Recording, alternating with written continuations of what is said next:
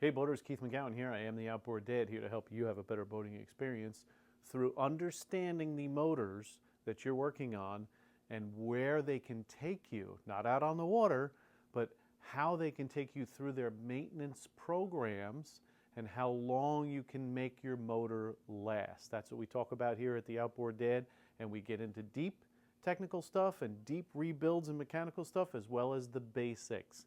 The basics are going to be in my used outboard motor buying guide. It's for sale on Amazon right now for $20. Understand it is not an in-depth technical manual.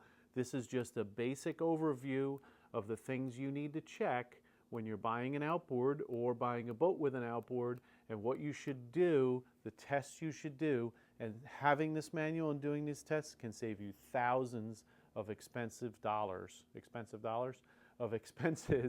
in the future from buying a motor maybe you should stay away from, or at the very least negotiate down and say, hey man, you can keep the motor, I like the boat, but that means I got to find a motor. So where's the boat value then? And at least you know what you're getting into, and you can get it for maybe a better price, or test and be sure that it has the good things it needs to have so that you do have longevity out of that motor. We're going to continue on with our 4-stroke versus 2-stroke. We're still waiting for that key to come in. Ordered it on Parts VU. It's the first time I've used Parts VU. I got that website off of my buddy's channel, Aaron Helligas, who has the Born Again Boating channel and also has a boaters program, which is great, with a school program that I get a lot of information from. It's really cool. You should check it out, the boaters program. And I think he has the boaters podcast as well. So it's pretty cool. So it's the first time I ordered from them. I didn't really get an email I did get an email saying, hey, as soon as it's coming to you, we'll let you know, but I didn't get anything else. It's not like I don't think there's a place I could call. Of course, I haven't gotten that deep into it. So in the meantime, we're going to continue checking this out. And I figured the best thing to do, we got the spark plugs out, we did the compression test, didn't look too bad. Let's scope the cylinders, see what it looks like inside, and then let's throw some fuel in this sucker and kick it over and see what happens. Let's check it out.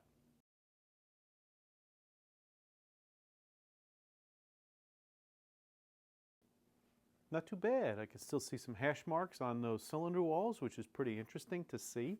I don't know how much this motor was really used, or if it was just overheated one time. Before I even go crazy, let's get these spark plugs back in. Now that I think about it, I didn't even think I really looked at the spark plugs. Now they are new, so someone replaced them.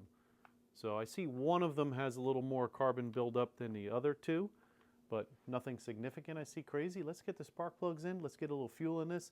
Let's turn that key and see what it does. A couple of things I want to do while I'm running this is I want to check where I have some salt deposits over here, see if the head is leaking at all. Now, it may only leak when you get RPMs up really high.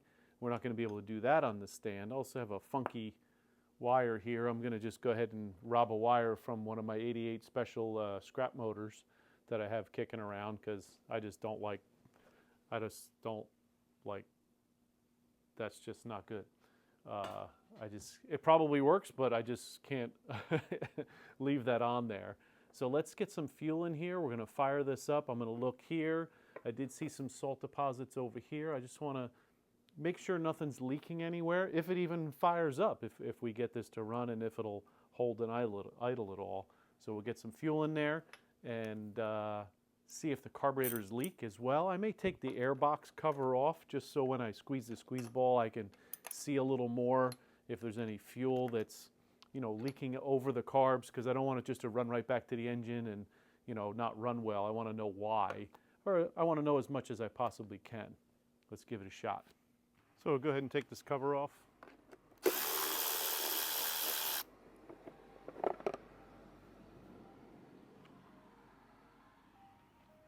Looks pretty clean as the ice cream man goes by. I don't see a lot of oil or fuel in there. I also don't see a lot of dirt, so that's a good thing. Let's get some fuel in here and let's see how she runs. Got my hose hooked up. Not sure if I have the right fitting on this for Evinrude.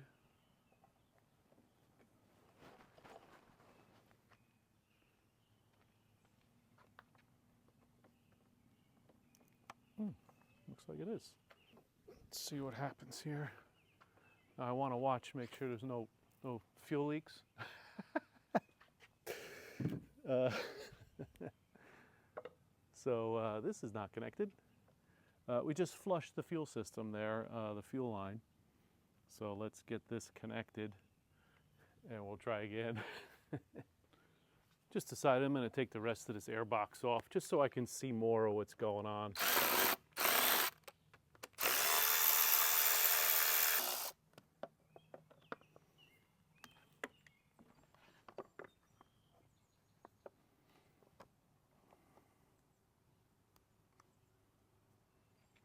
Hose on there.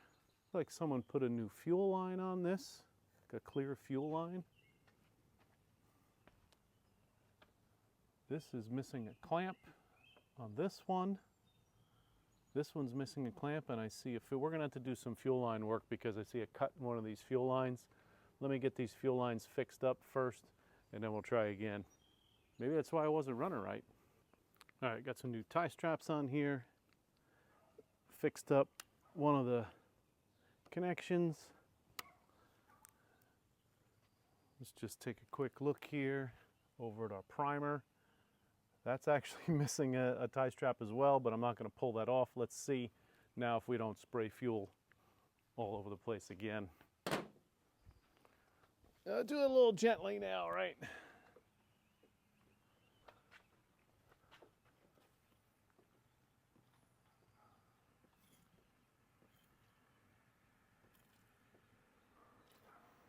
Now I am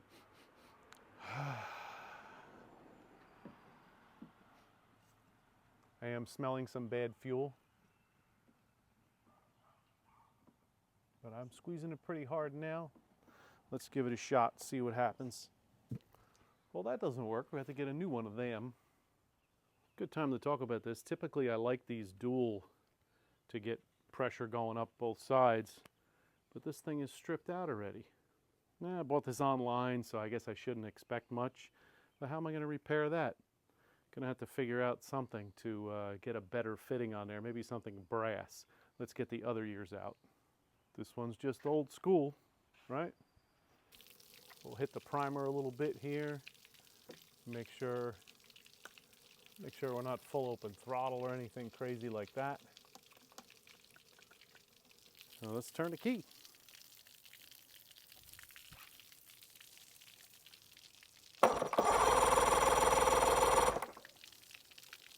Do a little prime. I see the primer leaking.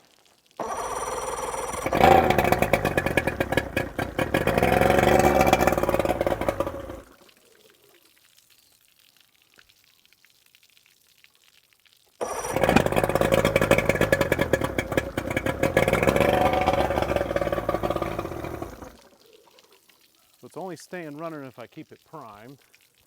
I don't see it pumping water yet.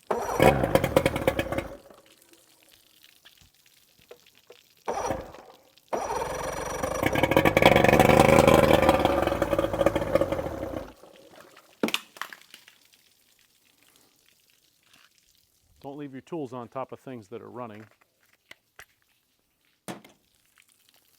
So we're not staying running right now. So is it because we're not getting enough fuel?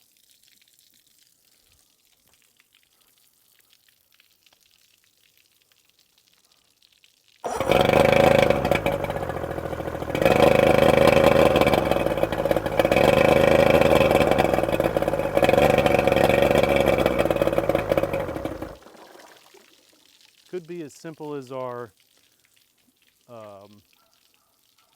idle jets are plugged. Could be because of this little leak here on our primer solenoid. Let's keep trying a little bit more. Then we'll have to pull them carbs apart.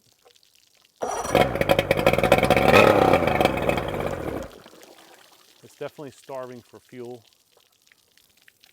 as I'm spraying water all over my shoes.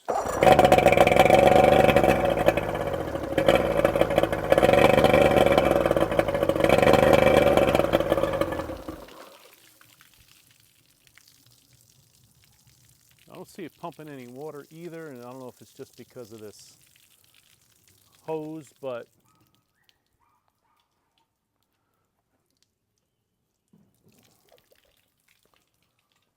So now let's pull those carbs apart. That'll be next. I have a feeling, since I smelled the bad gas, maybe he never cleaned them out. I thought he said he did, but I'm not sure. We took this in trade and just kind of is what it is, but it did fire up. So let's take that next step and pull those carbs apart. So please like, subscribe, send me any comments that you have, and let me know what you think between a 2-stroke and a 4-stroke motor. What is worth messing with and spending your time with? We already know we have good compression here. We know our other one is deeper doo-doo, right? It's got more, it's gonna need a rebuild probably. I'm not gonna feel comfortable with a motor that had water in the oil until it's completely torn down. So we're gonna do that. I'm also gonna do it on that 250 OX66 motor that I have there too. So that'll be another good comparison. We'll work on that one next. But let's dive deep into this while we're waiting for the key to come for that 4-stroke. Let me know your opinion. How did we get water in the oil? I asked Max from Marine Max, another great YouTube channel you should check out. He does lots of really cool tests, and he's just growing his channel now, pretty cool. And he says they leak right where the head meets the block. Interesting. Is the corrosion bad enough that it can't be resurfaced? Or, well, he said you got to pull the head in order to be sure. We're going to do some more tests on that one next. But let's see if we can clean these carbs and get this to stay idling and do some more tests on this one first. So like I said, please like, subscribe, send me any comments that you have, and let me know what you're thinking of what we're doing here. Have a great day.